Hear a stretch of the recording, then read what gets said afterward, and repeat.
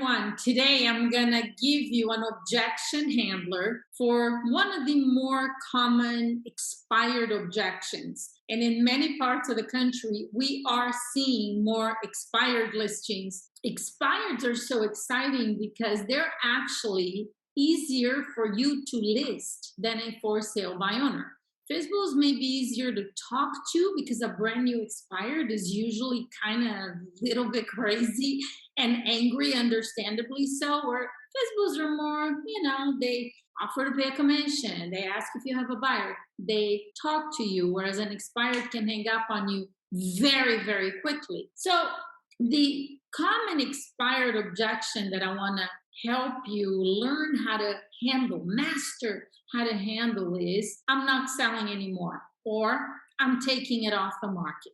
They're saying the same thing, and you're going to handle it the same way. So let me share with you a little bit of the mindset of a new expired so that you can understand how you need to be thinking when you handle this, and also how you need to sound. A new expired has already wasted probably about 6 months with a house on the market and it didn't sell.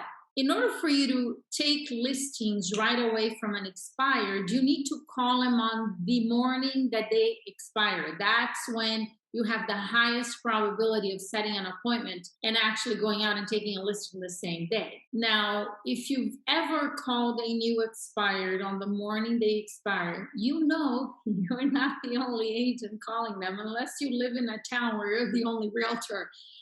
Which is not likely. So they're getting calls from a lot of agents. So think about their mindset. They've wasted 6 months, the house didn't sell. Should they be happy? No, they're not going to be happy. Should they be just excited to talk to a bunch of real estate agents who they don't know? No, they're not excited about that. They have zero interest in speaking with a realtor on the day their listing expires, even if they still want to sell it. Now, if you were the only realtor to call them that morning, maybe they would be nice. And if you are the first agent to call them in the morning, they may still be somewhat pleasant. But if you are the 5th, the 10th, the 20th agent to call, not that exciting of a conversation for you. Why? Because they will be the same as you would if you were in their situation. They're agitated. They're getting fed up. They get frustrated. So what you want to do when you hear this objection, I'm not selling anymore, I'm taking the house off the market. First and foremost, understand that they may or may not be actually taking the house off the market. They may or may not have decided not to sell anymore. But they're likely to say that anyway because it's a fairly easy way to end the conversation with most agents that are calling. Okay? They know that. I'm not selling anymore. Conversation's over. So what I want you to remember is, I'm not selling anymore. Is this an objection that you can respond to and overcome, or is it a condition that no matter what you say is not going to change? In that case, it would be like, they're really not selling. It doesn't matter what you say. They're going to stay where they are. Which one is it? You really don't know until you ask some questions and you go through the dialogue that I'm going to give you here. But what I want you to remember is always assume that it is an objection. Always, okay? Until you have enough of a dialogue with them and you're satisfied that there's no chance. I mean, they're really like right now, it's a no-go. They are not going to relist the property right this minute. And what's interesting about this too is, I'm talking a lot about what's going on in their head, how you need to be thinking, because without that, if I just tell you what to say and you don't understand the thinking behind it for them and for you, this is not going to work for you. Okay, it is not. So this part of the objection handler is very important. The other thing you want to remember is you are always assuming that it is an objection. And when you hear the objection, you need to speak in a way, your tonality, when you say what you say, needs to be one of like, whatever. You're not gonna say that to them, okay? But that's the tone. There's no pressure in what you're saying. You're like, okay, well, you're not selling, no problem, that's fine. So that's the kind of tonality, because they're being bombarded with phone calls from agents. They, when they say this, whether they want to sell it or not, they don't want to feel pressured. And if you say something that makes them feel like you're cornering them to set an appointment, they're going to hang up on you. This call is going to be over very quickly because they have the power to just click and you're done. So you hear the objection. I'm taking the house off the market. I'm not selling anymore, either one. Oh, okay. So you're just going to stay where you are for now then? That's kind of repeat and approving paraphrasing, like, okay, so you're just gonna stay where you are, no problem. Notice the tonality, and then you ask this question. So in that case, when are you thinking that you might put the home back for sale? The way that it's worded and the way that I said that makes them feel like, you know, it's like no big deal. Whatever you do, you stay whenever you sell it, it doesn't matter. That's what you ask. You're just looking to, you're just making, you're saying things and saying it in a way to make him feel like at ease in speaking with you. That's the goal here. Okay, no pressure. So when you ask, when do you think that you might put the home back for sale? It really doesn't matter what they say. They could say never, they could say next year, they could say in 2 years, it doesn't matter. And then you're going to say, oh, I understand. Just as simple as that. You don't need a lot of approval. And then ask this question. And I'm going to give you the words, but I want you to pay attention to how I say it. I like using their first name if you know it. I'm just saying Mr. Seller, but Mr. Seller would be the first name if you know it.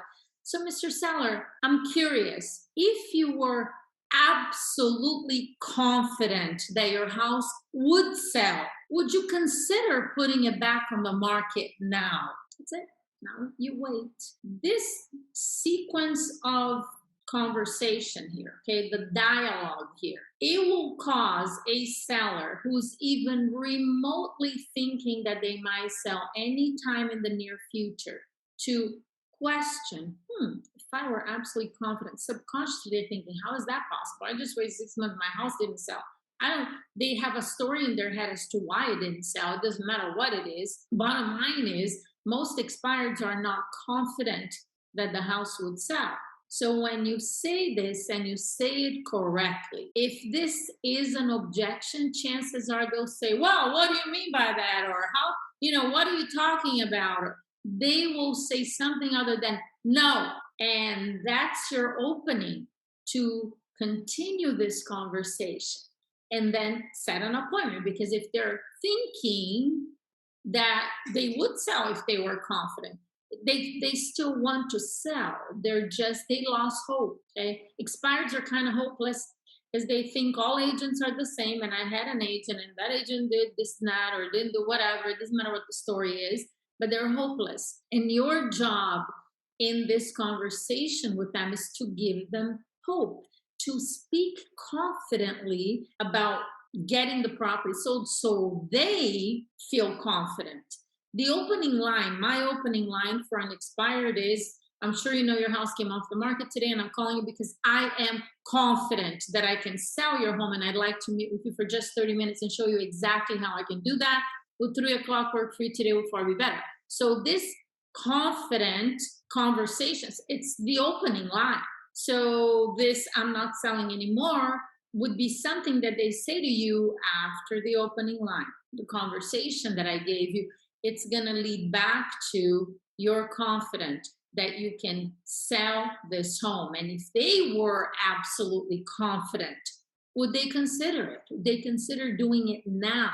The point of this now is to lead to getting the appointment. If they say, well, what do you mean? How could you do that? Well, that's a great question. And that's exactly why I'd like to meet with you for just 20 minutes so I can show you what I do differently to get houses sold in today's market. Would 3 o'clock work for you today? Would 4 be better? The word differently is a critical word when you're speaking with an expired. Obviously, they don't want more of the same.